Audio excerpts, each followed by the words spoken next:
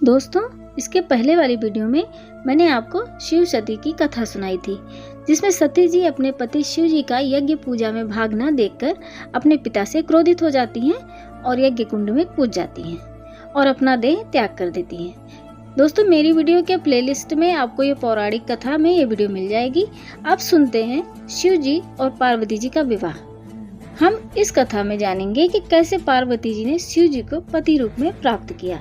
जब सती के खुद को योगाग्नि में भस्म कर लेने का समाचार शिव जी के पास पहुंचा, शिव जी ने वीरभद्र को भेजा। उन्होंने वहां जाकर यज्ञ विध्वंस कर डाला और सब देवताओं को यथोचित फल दिया। सती ने मरते समय शिव जी से वर मांगा था कि हर जन्म में आप ही मेरे पति हों। इसी कारण उन्होंने हिमाचल के घर जाकर पार्वती जी का जन्म लिया। जब से पार्वती जी ने हिमाचल के घर में जन्म लिया है, तब से उनके घर में सुख और संपत्तियां छा गई हैं। पार्वती जी के आने से पर्वत शोभायमान हो गए हैं। जब नारद जी ने ये सब समाचार सुना तो उनसे रहा नहीं गया, वह हिमाचल के घर पहुंचे। वहां से पहुंचकर वह हिमाचल से मिले और हंसकर बोले, तुम्हारी कन्या गुणों की खान है। यह स्वभाव से ही सुंदर, सुशील और शांत है। यह कन्या सुलक्षणों से संपन्न है। यह अपने पति की प्यारी होगी।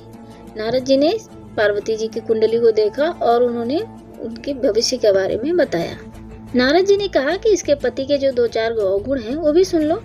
गुणहीन, मानहीन, माता पिता विहीन, उदासीन, लापरवाह। इसका पति नंगा, योगी, जटाधारी और सांपों को गले में धारण करने वाला होगा। यह बात सुनकर पार्वती जी के माता पिता चिंतित हो गए। उन्होंने देवर्षि से इसका उपाय पूछा। तब नारद जी बोले, जो दोष मैंने बताए हैं, मेरे अनुमान से वह सभी शिव जी में हैं। अगर शिव जी के साथ इसका विवाह हो जाता है तो ये दोष गुण के समान ही हो जाएंगे। यदि तुम्हारी कन्या तप करे तो शिव जी ही इसकी किस्मत बदल सकते हैं। तब यह सुनकर पार्वती जी की माँ विचलित हो गई। उन्होंने पार्वती जी के पिता से कहा, आप अनुकूल घर में ही अपनी पुत्री का विवाह कीजिएगा, क्योंकि पार्वती जी मुझे प्राणों से अधिक प्रिय हैं। पार्वती को देखकर मैना का गला भर आया।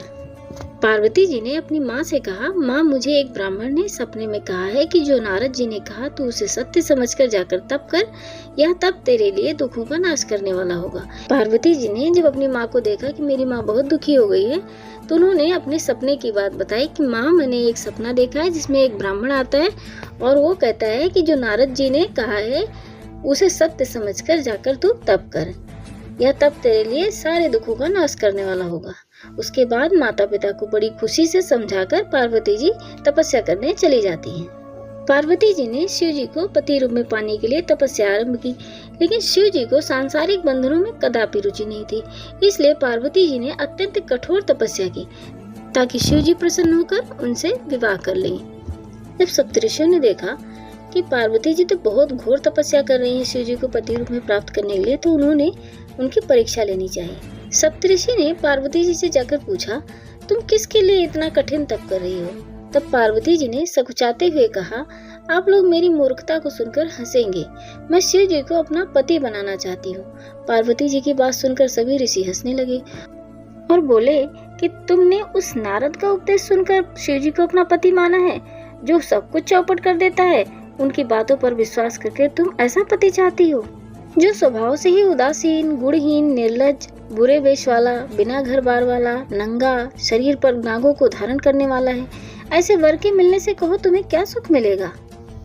अब हमारा कहा मानो, हमने तुम्हारे लिए बहुत अच्छा वर चुना है। हमने तुम्हारे लिए जो वर चुना है वह लक्ष्मी का स्वामी और बैकुंठपुरी का रहने वाला है। तब पार्वती जी उनकी बात सुनकर बोली, मेरा हठ भी पर्वत के समान मजबूत है। मैं अपना यह जन्म शिव जी के लिए हार चुकी हूँ। मेरी तो करोड़ जन्मों तक यही जिद रहेगी। पार्वती जी की यह बात सुनकर सभी ऋषि बोले, आप माया हैं और शिव भगवान हैं। आप दोनों समस्त जगत के माता पिता हैं।